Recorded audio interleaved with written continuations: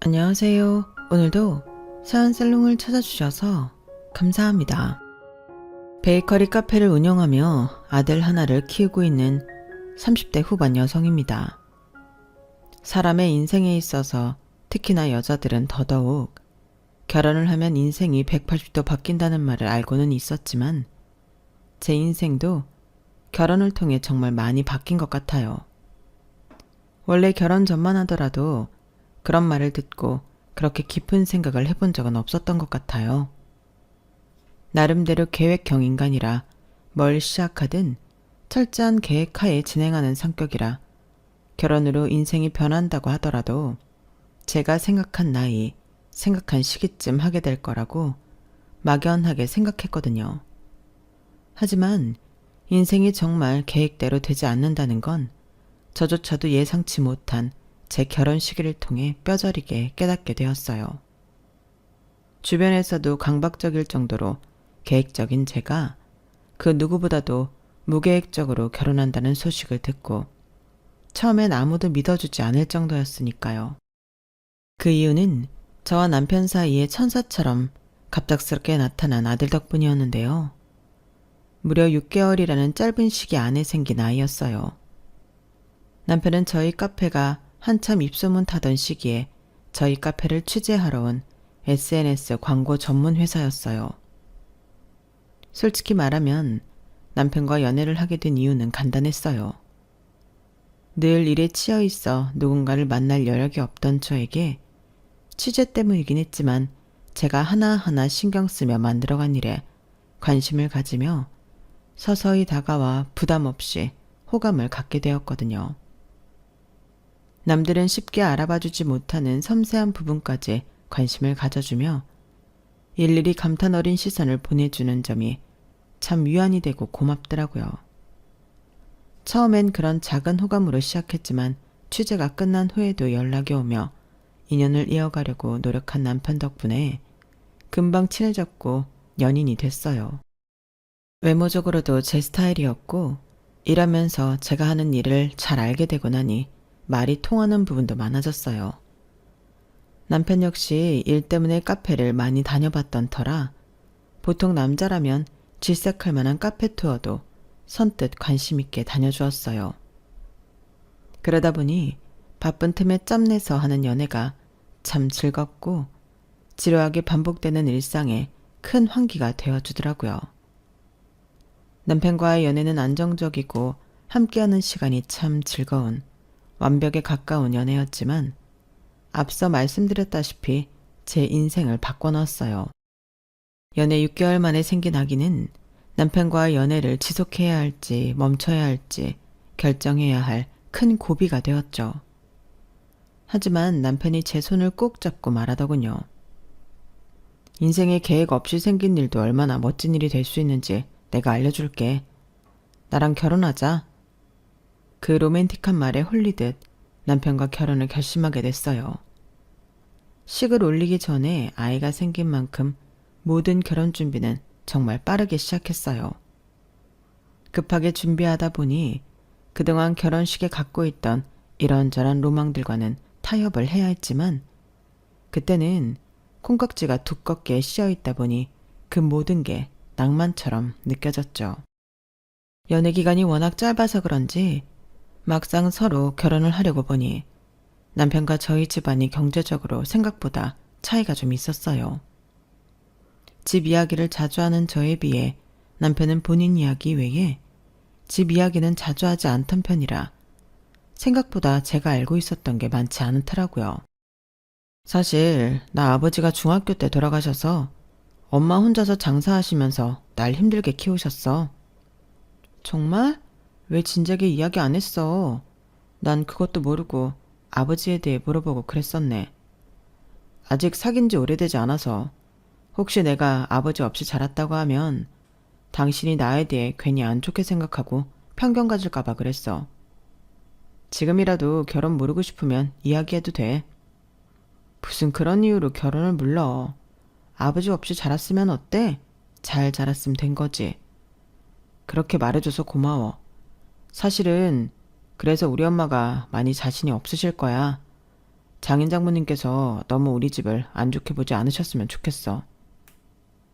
우리 부모님 그런 걸로 편견 갖고 그런 분들 아니셔. 우리가 아기가 빨리 생겨서 좀 당황스러운 하시긴 했지만 우리가 만든 아기 우리가 책임지기로 했다고 하시니까 존중해 주셨어. 너무 겁먹지 마. 아무래도 우리 집보다 더 경제적으로 여유가 있으시니까 안 좋게 보일 수 있을 것 같아서 좀 자신이 없었어. 남편 말도 이해는 됐어요. 결혼에 보태줄 게 없다는 입장인 시댁과 덜컥 생긴 아이의 처음에는 난색을 표했지만 제 설득 끝에 적극적으로 지원을 해주겠다고 한 저희 부모님과는 입장 차이가 크게 있었으니까요. 저희 부모님께서 말씀은 선뜻 그렇게 하셨지만 막상 남편과 시부모님을 만나서 불편하거나 못마땅한 기색을 내비치실까봐 조금 걱정되긴 했어요. 딸이 예상치 못한 임신으로 결혼하는 것만으로도 썩 반갑지 않으실 텐데 상대방 쪽에서 결혼에 보태줄 게 없는 집안이라고 하면 반대하셔도 할 말이 없는 결혼이었으니까요. 하지만 저의 이런 걱정에 대해 부모님께서 배려해 주신 덕분에 상견례는 어색하고 불편하기는커녕 훈훈한 분위기 속에 마무리되었어요. 아우, 아이들 신혼 찍고 하는데 보태주신다고 이야기 들었습니다. 우리 아이들이 무슨 복이 있어 이렇게 예쁘고 착한 아내를 얻고 이렇게 사려 깊은 장애 장모님을 만났는지 모르겠네요. 아이 아빠 죽고 워낙에 아둥바둥 살아왔던 터라 제가 아이들에게 보태줄 게 하나 없어 참 미안하고 죄송스럽습니다. 그런 말씀 마세요. 그 시절에 여자 혼자 아들을 키운다는 게 어디 쉬운 일인가요? 아드님을 저렇게 훌륭하게 키워내시느라 그동안 정말 고생 많으셨어요. 싹싹한데 예의 바르고 센스도 있고 요즘 이런 사위 얻기 참 힘든데 저희도 이런 사위 얻게 되어서 참 좋습니다. 신혼집 문제도 너무 신경 쓰지 않으셔도 괜찮습니다. 다 자식 잘 살라고 모아두었던 돈으로 보태주는 거니까요. 정서방이 행복해야 우리 소은이도 행복하죠. 참 사부인께서 말씀도 어쩜 이렇게 다정하게 하시는지 우리 아들이 참 가족복이 있네요. 배려해 주셔서 감사합니다. 별 말씀을요. 요즘 애들이 자기 힘으로 내 집 마련하기도 힘든 세상인데 집이라도 도와주면 이 어려운 세상에 훨씬 짐이 덜어지겠죠. 아이들만 잘 살면 그걸로 됐습니다. 시어머니께선 큰 감동을 받으신 듯 눈시울을 붉히셨고 제 손을 꼭 잡으셨어요. 우리 아들한테 시집 와서서 참 고맙다. 그때 저도 괜히 가슴 한켠이 뭉클해지더라고요. 뱃속에 있는 아이와 저의 임신과 갑작스러운 결혼을 비난하지 않고 축하해 주시는 부모님, 그리고 따뜻한 시어머니와 사랑하는 남편까지. 제게 너무나 안정적인 울타리가 생긴 기분이었어요. 그렇게 결혼 준비는 순조롭기만 했죠. 친정에서는 신혼집에 무려 5억이라는 큰 금액을 보태주셨어요. 덕분에 각자 직장에서 그리 멀지 않은 곳에 꽤 평수도 넓은 쾌적한 새 아파트에서 신혼을 시작할 수 있게 되었어요.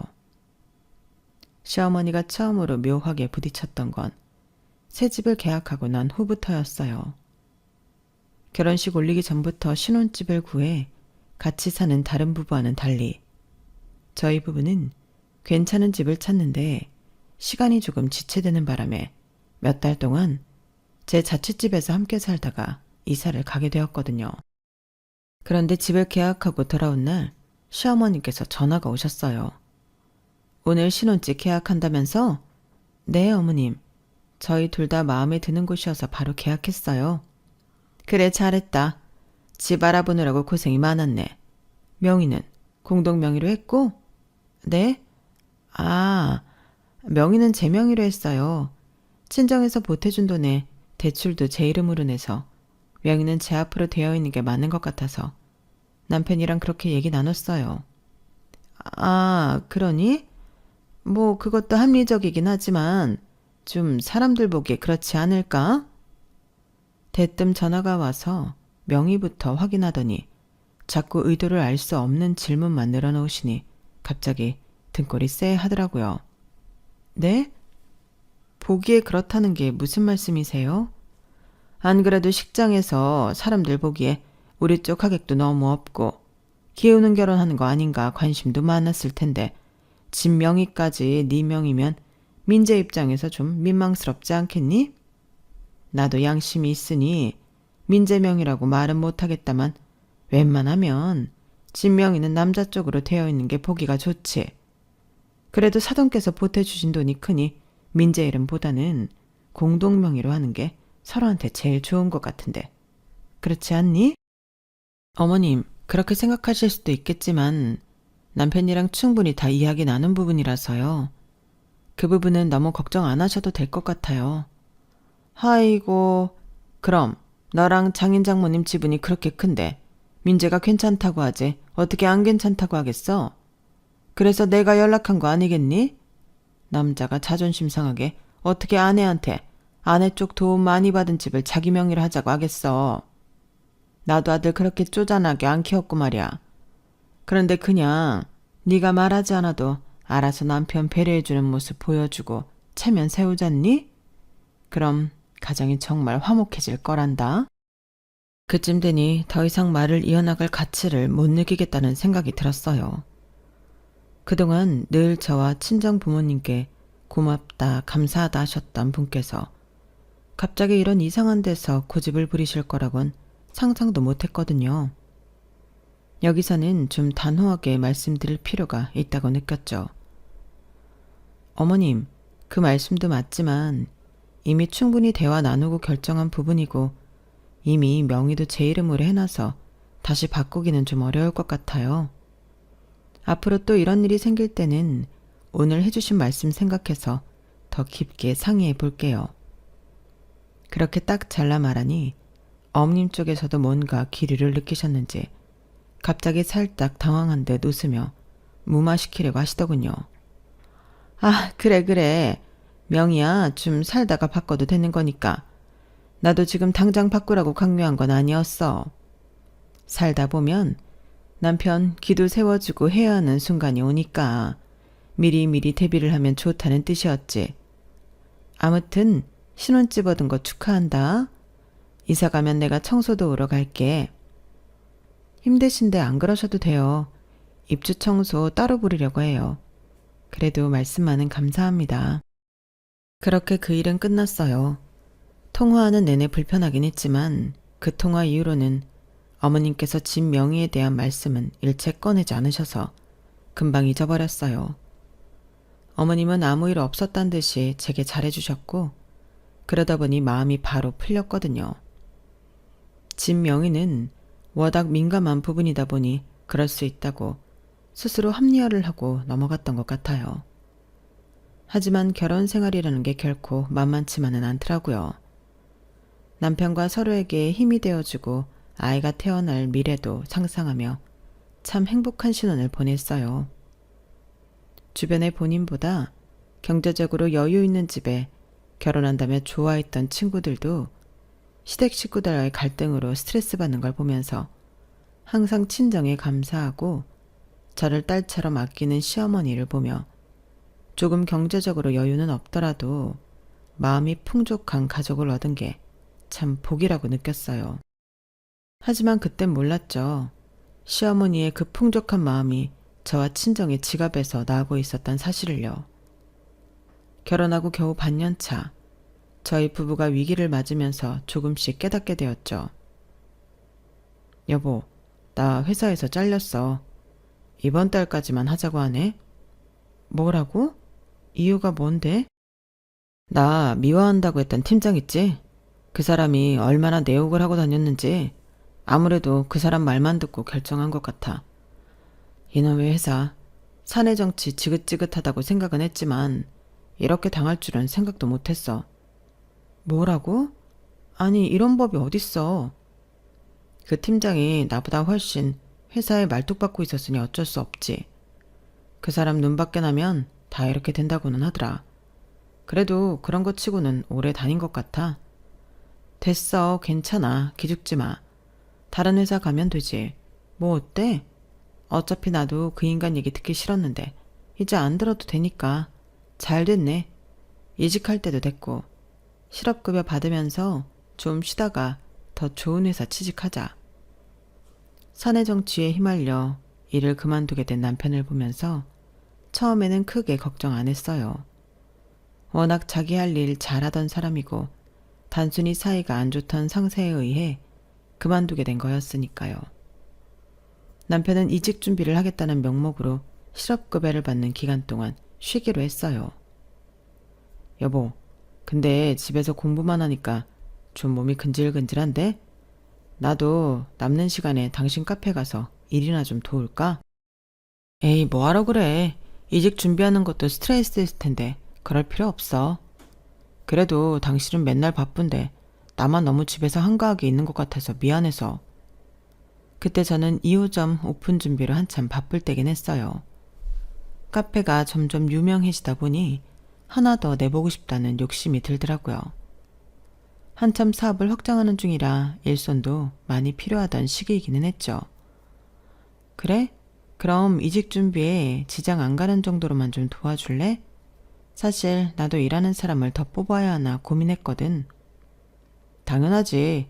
어렸을 때 카페에서 아르바이트 하는 게 로망이었는데 결국 못 해보고 취직했거든. 이 기회에 카페 일도 배워보지 뭐. 알겠어. 그럼 그냥 짧게만 일해. 너무 집에만 있어도 우울해지니까 잠깐씩 일하면서 환기하는 것도 괜찮겠다. 그렇게 남편은 제가 2호점 개업에 열을 올리는 동안 1호점 매니저에게 일을 배우기 시작했어요. 1호점 매니저는 1호점 오픈할 때부터 저와 쭉 함께 해준 직원이었는데 일도 참 잘하고 성실하고 야무진 사람이라 가장 신뢰하는 직원이었거든요. 2호점 오픈하고 안정되면 매니저에게 지점 하나를 맡겨야겠다는 생각을 했을 정도로요. 지훈아, 우리 남편 좀 잘 부탁해. 카페에서 일은 처음 해봐서 열심히 가르쳐서 부려먹어. 알겠지? 네, 사장님. 열심히 가르쳐 보겠습니다. 그렇게 남편은 1호점에서 단기 아르바이트를 시작했고 저는 2호점 신경 쓰느라 1호점은 전혀 신경을 못 쓰고 있었어요. 가끔 남편 보러 건너가면 남편은 일이 적성에 맞는지 재미있게 일하고 있었고 매니저도 남편이 일을 곧잘 한다고 하더군요. 그러던 어느 날이었어요. 여보, 실업급여 기간 끝나가지 않아? 저번에 본 면접은 어떻게 됐어? 아직도 소식이 없는 거야? 아, 여보. 그게 나 사실은 당신한테 할 말이 있어. 혹시 나 그냥 1호점에서 카페 일하면 안 될까? 뭐? 그냥 카페 일을 하겠다고? 취직 안 하고? 하다 보니까 일이 너무 재미있고 잘 맞아서 다시 회사 일을 한다고 생각하니까 벌써부터 지치고 힘들어서. 카페 일은 아무리 힘들어도 당신 일이라고 생각하면 기운도 나고 좋은데 회사 일은 한번 당해서 그런지 괜히 내가 또 새로운 사람들이랑 적응할 수 있을까 싶고 너무 두려워. 여보, 그래도 나는 우리가 다른 일을 하는 게 좋을 것 같아. 사업은 사업이야. 잘 되면 좋지만 안 될 경우엔 어떡해? 한 명은 안정적인 수입이 들어오는 게 우리한테 좋지 않겠어? 사업이 잘 안 되면 괜히 서로한테 엄청 예민해질 텐데. 내가 그러지 않으려고 노력할게. 그리고 지금 이렇게 잘 되는데 설마. 내가 정말 열심히 할게. 응? 그래도 나는 반대야. 다른 건 몰라도 난 당신이 사업하는 사람이었다면 결혼 안 했을 거야. 당신이 사업 초기 단계부터 일을 해본 게 아니라서 그런 소리를 할 수 있는 거야. 그럼 나보고 다시 그런 양아치 같은 인간들 바글바글한 광고업계로 돌아가라고? 내가 그렇게 모함당해서 회사에서 쫓겨나는 걸 봤으면서? 그 팀장, 이 회사 저 회사 옮겨 다녀서 인맥도 많아. 내가 취직하려고 할 때마다 해방 놓는 게 아니면 내가 왜 아직도 아무 회사도 못 붙었겠냐고. 그냥 나를 이 업계에 발 못 붙이게 하고 있는 거라니까? 이러면 안 되는데 싶으면서도 남편이 너무 억울한 듯 말하니까 마음이 흔들렸어요. 그렇게 3달간 냉전이 이어졌어요. 저는 남편이 제 사업에 합류하는 건 절대 반대인 입장이었고 남편은 카페 일 외엔 하고 싶은 게 없다는 입장이었죠. 하루는 너무 우울해하는 남편을 보니 마음이 쓰여 넌지시 매니저에게 물었어요. 지훈아, 우리 남편 일 좀 곧 잘하니? 네, 정말 열심히 하세요. 일에 애정이 있는 게 보이세요. 그래? 네, 원래 카페 일에 관심이 많으셨다고 하더라고요. 일 배우는 속도도 빠르고 꼼꼼하세요. 계속 쭉 같이 일한다고 생각하면 괜찮겠어? 그럼요. 주저없이 대답하는 매니저를 보면서 내심 속으로는 미안한 마음이 들었어요. 사실 말이 괜찮은 거지 사장 남편과 일하는 게 마냥 편하지만은 않을 거란 생각이 들었거든요. 그렇다고 남편을 제가 있는 2호점에 데리고 와 하루 종일 붙어서 일하는 건 부담이 되더라고요. 차라리 일하는 시간 동안은 떨어져 있는 게 나을 수도 있겠다는 생각이 들었죠. 그래서 오랜 고민 끝에 결국 결론을 내렸어요. 여보, 그럼 계속 1호점에서 일해봐. 지훈 매니저한테 잘 배우고 정직원으로 채용해 줄게. 정말? 여보, 너무 고마워. 내가 앞으로도 정말 열심히 일할게. 남편이 기뻐하는 모습을 보면서도 정말 이게 맞나 고민이 됐지만 별 다른 방법은 없었어요. 실업급여 기간이 끝났는데도 남편에게서는 회사 합격 소식 같은 건 들려오지 않았으니까요. 그렇게 남편이 본격적으로 직원으로 채용되어 일을 시작하고 나서 한두 달은 조용했어요. 그런데 얼마 후 어머님 생신 때 갑자기 일이 터졌죠. 어머님 생신 축하드려요. 아유, 매년 이렇게 잘 챙겨주니 정말 고맙다. 별 말씀을요. 당연히 챙겨드려야죠. 이렇게 맛있는 음식도 먹고 예쁜 백도 받는 것도 참 좋지만 이번 생일에는 내 부탁 하나만 들어줬으면 좋겠는데 어떻게 생각하니? 부탁이요? 무슨 부탁인데요? 우리 민재가 너희 카페에서 일하기 시작했잖니. 그런데 정직원으로 채용을 했다면서?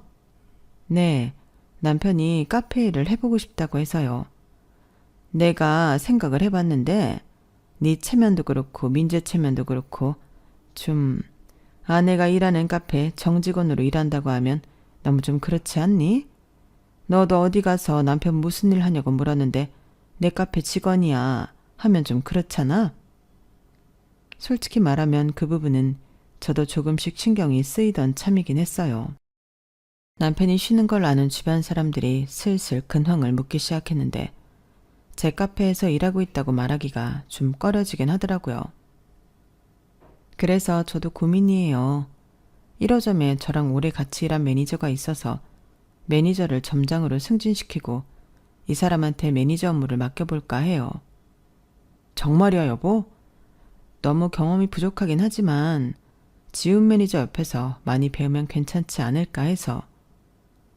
아유, 그건 안 된다. 세상에, 그래도 명색의 사장 남편인데 점장이 따로 있고 매니저를 시킨다고? 저도 이 사람이 그동안 카페 일을 좀 해본 사람이면 점장 시키죠.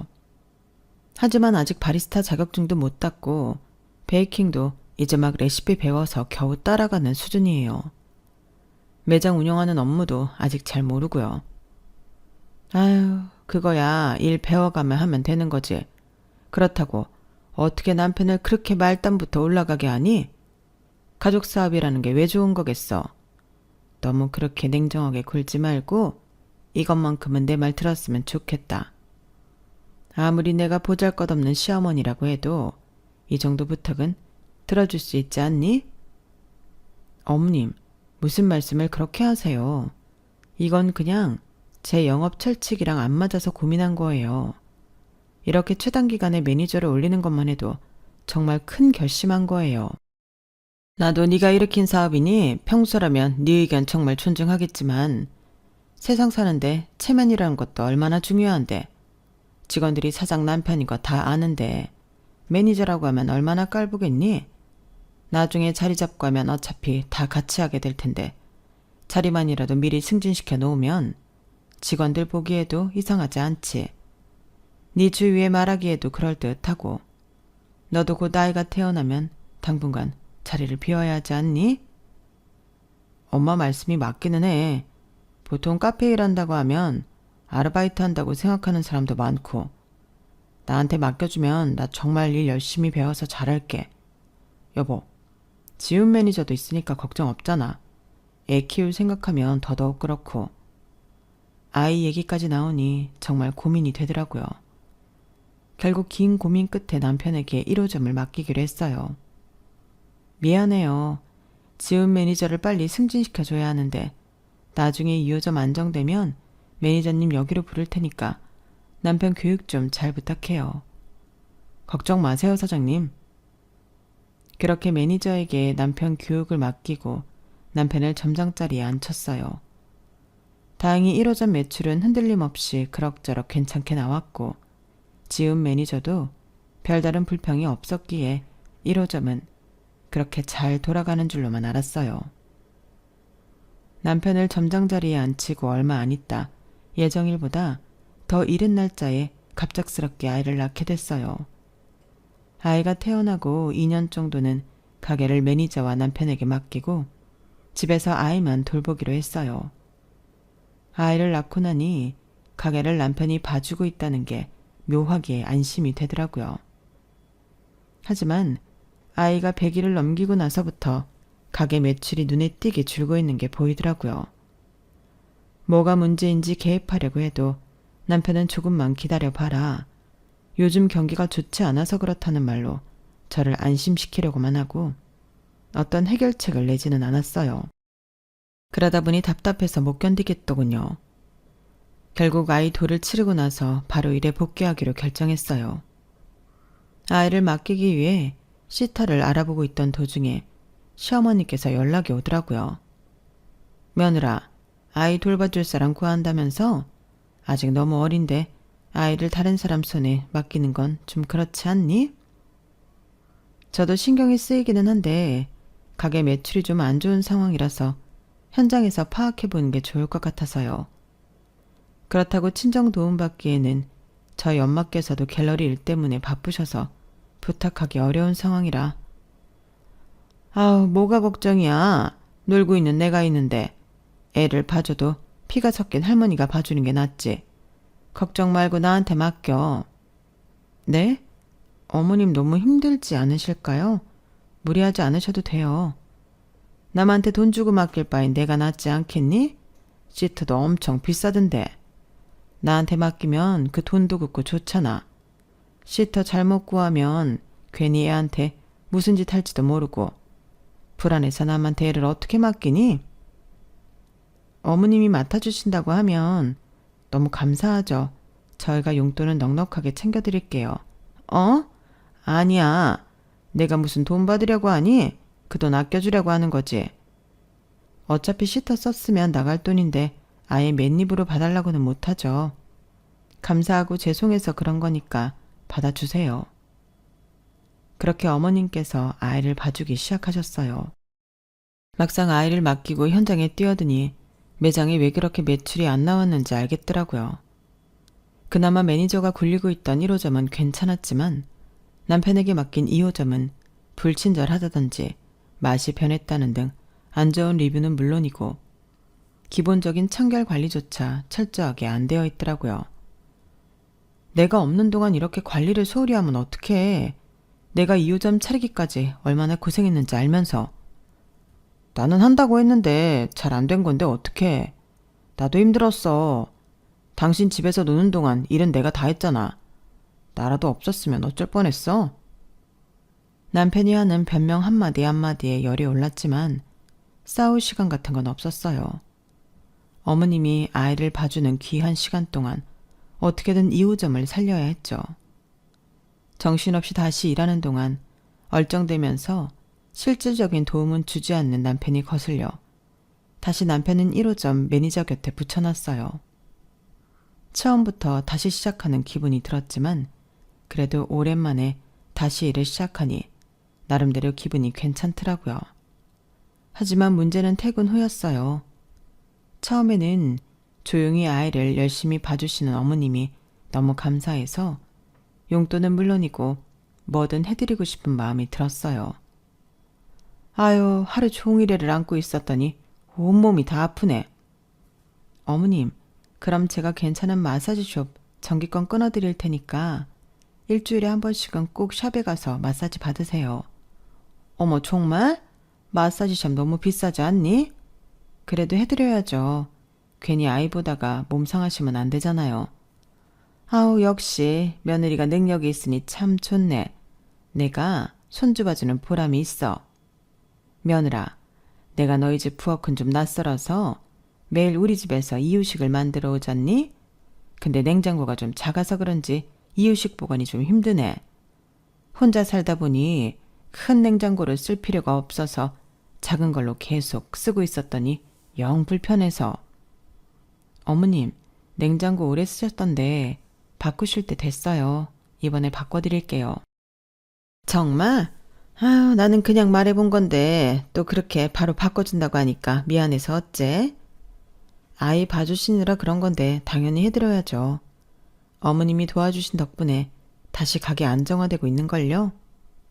그렇게 용돈에 마사지숍에 큰맘 먹고 냉장고까지 새로 바꿔드렸어요. 그만하면 꽤 많이 해드렸다 생각했는데 어머님께서는 점점 바라는 게 많아지시더라고요. 내가 낮에는 애들 보느라 집안일 할 힘이 없어. 요즘 로봇 청소기인가? 그런 게 참 좋다는데 하나 사주면 어떻겠니? 너도 육아해봐서 알겠지만 끝나면 기운이 쫙 빠지잖니. 네, 어머님 이해하죠. 그런데 이번 달은 가게 매출도 안 좋고 상황이 좀 좋지 않아서 조금 기다려주시면 해드릴게요. 그렇게 몇 달 있다 청소기까지 무리해서 해드리고 나니 살짝 이게 뭔가 싶은 생각이 들더라고요. 어머님이 아이를 봐주시는 건 감사하지만 어느 순간부터 남에게 맡기는 것보다 심리적으로 부담이 되는 기분이 들었어요. 그런 와중에도 어머님의 요구는 끝이 없었죠. 아우, 니네 휴가 간다면서. 나도 이번에 친구들이 여행 가자고 하는데 내가 돈을 벌기를 하나 뭘 하나. 갑자기 가자고 하는데 선택하지를 못하겠더라. 포상휴가라 생각하고 비행기랑 수속값만 좀 지원해 줄 수 없겠니? 그쯤 되니 솔직히 화가 나더라고요. 용돈을 적게 챙겨드리는 것도 아니고 충분히 생활비에 경비 모아서 여행도 다닐 수 있는 정도였거든요. 그런데도 경비까지 내놓으라고 하니 조금 억울한 감정이 들었어요. 여보, 어머님 너무하신 거 아니야? 좋은 마음으로 아이 봐주시는 건 알겠지만 여행 경비까진 솔직히 너무 벅찬 것 같아. 남들은 그냥도 부모님 여행 보내드리는데 뭐 그거 가지고 그래. 엄마 평소에 고생 많이 하시잖아. 한번 푹 쉬다 오시라고 보내드릴 수도 있지. 지금 우리가 여유가 있는 상황이면 당연히 해드리지. 그동안 해드린 것만 해도 살짝 벅찬 수준을 해드렸는데 더 요구하시니까 솔직히 너무 힘들잖아. 그래도 좀 해드리자. 살면서 여행 몇 번이나 보내드린다고. 그렇게 말하기엔 친정 부모님한테는 뭐 하나 제대로 해드린 것도 없잖아. 장인 장모님?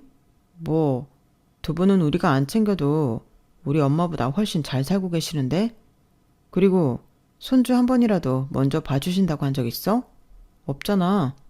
어떻게 우리 엄마랑 비교를 해? 친정 부모님이 우리 결혼할 때 보태주셨던 건 생각 안 나는지 묻고 싶은 마음이 목구멍까지 차올랐지만 그것만은 간신히 참았어요. 이제 와서 친정 부모님은 해준 거 하나도 없다는 듯 구는 게 울화통이 터졌지만 그렇게 나쁜 말로 똑같은 사람이 되고 싶진 않았거든요. 애를 봐줘야만 부모님한테 효도하는 거야? 어머님한테는 해드릴 만큼 해드렸다고 생각했는데 그렇게 해드리고도 내가 지금 당신한테 이런 소리까지 들어야 해? 진짜 화가 나다 못해 눈물까지 나더군요. 남편이 바닥을 쳐놓은 가게 매출을 끌어올리느라 밤낮으로 고민하고 일하고 있는 것에 비해 남편은 늘 한가하고 여유로워 보였어요. 남편이 아니라 직원이었으면 바로 정리를 고려해봤을 정도로요. 카페 일을 해보고 싶다며 한 번만 믿고 맡겨달라던 모습은 온데간데 없어 보였죠. 그런 모습을 보다 보니 매출이 왜 떨어졌는지 원인을 알겠더군요. 그런 와중에 불평불만 하나 없이 열심히 살고 시어머니도 조금 무리한 성까지 잘해드렸는데 이런 소리를 하니 어이가 없었어요. 남편과는 그날 대판 싸웠고 꽤 긴 냉전이 이어졌어요. 저랑 사이가 좋지 않다는 핑계로 남편은 육아에서도 완전히 손을 떼버렸고 시어머니도 그 사실을 아시는지 저를 냉정하게 대하시더군요. 출근해서도 퇴근해서도 마음 편할 날이 없이 그렇게 시간이 흐르고 있을 때였어요. 소은아, 큰일이다. 네 엄마가 쓰러져서 지금 응급실에 가고 있는 중이다. 한참 바쁘게 일하고 있던 점심시간, 아빠께서 떨리는 목소리로 전화가 오셨어요. 깜짝 놀라 달려가 보니 엄마께서 뇌경색으로 쓰러지셨다고 하더라고요. 다행히 빨리 치료받아서 몇 개월 정도 입원하고 치료받으면 된다는 말은 들었지만 놀란 가슴은 진정되지 않았죠. 남편은 그 와중에도 둘 다 자리를 비우면 어쩌냐는 핑계로 병원에 오지도 않았어요. 그땐 경황이 없어 미처 이상하게 생각을 못했지만 나중에 소식을 전해주면 놀라고 안타까워하겠지 했던 제 예상은 박살나버렸어요. 에휴, 이번 치료라니 돈 많이 깨지겠네. 뭐 그래도 장모님이니까 모아놓은 돈은 많이 있으시지? 당신은 지금 우리 엄마가 쓰러졌다는데 그게 문제야? 어차피 치료받으면 일상생활 가능하시다며. 그럼 된 거지. 현실적으로 입원 치료하면 돈이 많이 깨지니까 걱정돼서 한 소리야. 걱정을 돈 걱정부터 해? 당신 어머님이 쓰러지셔도 돈 걱정부터 나올 것 같아? 왜 자꾸 우리 엄마랑 비교해? 장모님이랑 우리 엄마는 상황이 많이 다르잖아. 말이 안 통하는 남편의 모습을 보면서 그동안 참아왔던 모든 게 터지더군요. 그동안 참아왔던 감정이 밀려오면서 결혼 생활에 회의감이 들었어요. 이렇게 힘들 때 계산기 먼저 두드리고 있는 사람을 앞으로 어떻게 믿고 살겠나 싶더라고요. 하지만 제겐 아직 한참 어린 아들이 있었고 남편과 헤어질 마음을 먹는 게 그렇게 쉽지만은 않았어요. 하지만 그 결심이 확실하게 된 건 그날 밤 남편과 시어머니의 통화를 듣게 된 후였어요. 야, 병원비 보태달라면 절대 한 푼도 주지 마. 부잣집에서 무슨... 내가 네 아버지 아파서 병원 입원시킨다고 고생한 거 생각하면 아직도 아찔하다. 그 병원비 혹시나 니네가 부담하기라도 하면 니네도 형편 완전히 기울어버린다. 확실하게 손 떼. 알겠지? 무슨 깡인지 스피커폰으로 통화하던 중 시어머니의 목소리를 제대로 들어버리고 말았죠. 남편도 시어머니가 그렇게 신랄하게 대답할 줄은 미처 몰랐던 모양인지 제 얼굴을 보더니 굳더군요. 그래, 이혼하자. 나도 더 이상은 못 해먹겠다. 우리 집이 무슨 물주야? 필요할 땐 설설 기더니 우리 엄마 쓰러졌다고 하니까 한 푼도 주지 말라고? 너나 니네 엄마나 참 인간성 좋다. 내가 이런 인간들을 보고 한때나마 따뜻한 가정이라고 생각했다니 바보도 이런 바보가 없지. 여보, 그게 잠깐만 오해야. 엄마도 우리가 싸웠다니까 욱해서 내 부모를 버리라고 해? 나도 욱하니까 너랑 니네 부모 버리려고. 집부터 직장까지 싹 다 우리 부모님이랑 나한테 기생하고 사는 주제에 어떻게 주제도 모르고 그딴 소리를 해? 나 이제 더는 못 살아. 그냥 이혼해. 뭐? 기생? 너까지... 너 이때까지 나랑 엄마를 그렇게 생각하고 있었어? 당장 사과 안 해? 사과는 무슨 사과. 너 같은 인간 믿고 결혼한 내가 바보다. 우리 부모님이 널 그렇게 믿어주셨는데 그걸 배신해? 이혼하자고. 그래 뭐 이혼하자고 하면 내가 무서워할까봐? 하자 해. 자존심도 강하고 욱하는 성격인 남편은 결국 순순히 이혼을 했어요. 저로서는 정말 다행인 일이었죠. 남편은 저랑 싸운 그날부터 당장 일을 그만뒀고 그러면 제가 곤란해질 줄 알았겠지만 좀 더 바쁘게 지내면 되었을 뿐이었죠. 아이는 괜찮은 시터를 구해서 오전부터 낮 시간까지만 맡기기로 했어요. 얼마 안 있으면 어린이집에 갈 수 있는 나이가 되어서 어린이집에 맡길 수 있으면 부담도 좀 줄게 되었죠. 남편이 그만둔 뒤에는 매니저를 점장으로 승진시켜줬어요. 그게 동기부여가 되었는지 휘청이던 2호점 매출은 나날이 성장했고 제가 1호점을 맡아 다시 매출 안정화가 되었죠. 남편은 집에 아무런 지분도 없었기 때문에 그대로 쫓겨났지만 그 인간과 살던 집에 쭉 살고 싶지 않아서 이사를 했어요. 그렇게 1년 정도 평화롭게 살고 있는데 갑자기 시어머니에게 연락이 오더군요. 소은아 나다. 참 이혼한 마당에 염치는 없지만 우리 민재 좀 다시 취직시켜주면 안 되겠니? 하나뿐인 아들도 뺏기고 이혼당해서 갈 곳도 없이 우리 집에서 폐인처럼 지내고 있는데 마음이 너무 아파서 내가 지난날은 다 사과하고 용서를 구할 테니 이제 마음 풀고 일이라도 좀 시켜주렴. 내가 차마 다시 살림 합치라고까지 못하겠지만 예정을 봐서 그래줄 수 없겠니? 기가 막혔어요. 남편은 이혼하고 시어머니 집에 눌러붙어 시어머니가 지어주는 밥이나 먹으면서 놀고 있는 모양이더군요. 이혼 안 했으면 그런 인간을 아직까지 내 손으로 걷어먹이고 있었을 생각하니 정말 아찔했어요. 어머님, 저희한테 남은 예정이 어딨어요. 그 정마저 탈탈 털어간 게 어머님이신데 아무리 상황이 급하셔도 그렇지 좀 너무 자존심도 없어 보이시네요. 본인 자식 능력 없는 걸 왜 저한테 구걸하세요? 전 해드릴 만큼 해드렸는데 구걸한다고 더 나을 거 없어요.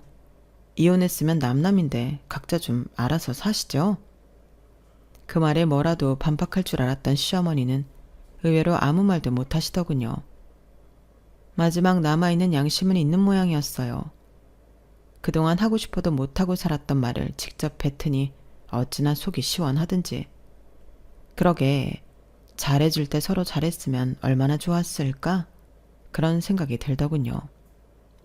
잘해드리고 나서 돌아온 결과가 이혼이었을 때는 후회가 막심했지만 막상 이렇게 시간이 지나고 보니 그 상황에 최선을 다한 것이 참 잘했다는 생각이 들어요. 이렇게 헤어지고 나서 후회하는 것보단 그때 잘하고 나니 내 자신에게 떳떳하고 더 미련 없이 헤어질 수 있더라고요. 그렇게 제 인생 최고의 복수는 나름대로 우아하게 끝이 났어요. 행복할 일만 남은 것 같아요. 앞으로도 제 자식과 더 잘 살 수 있겠죠? 들어주셔서 감사합니다. 다들 행복하세요. 여러분, 사연 댓글에 응원과 현명한 조언 부탁드려요. 좋아요와 구독은 저에게 큰 힘이 됩니다. 오늘도 좋은 일 가득하세요.